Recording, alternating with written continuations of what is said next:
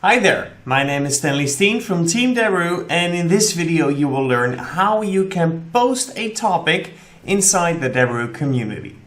This video is brought to you by Deberoo.com, the #1 affiliate marketing software platform. Alright, here we are at the dashboard of the Deberoo platform, and in this video you will learn how you can open a topic, start a topic inside the Deberoo community. So first we need to navigate to the community. To do so, go to the tab Community all the way at the top and click on Community. You will now be brought to the dashboard, the home page of the Deberoo community. And to start a new topic, simply click on the button Start New Topic right here. You will now get asked to select a specific forum in which you want to post this topic.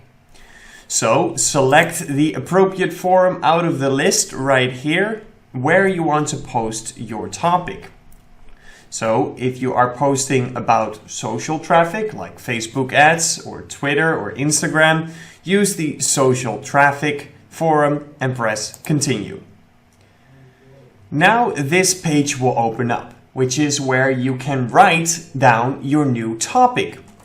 So first give your topic a title and then enter some content.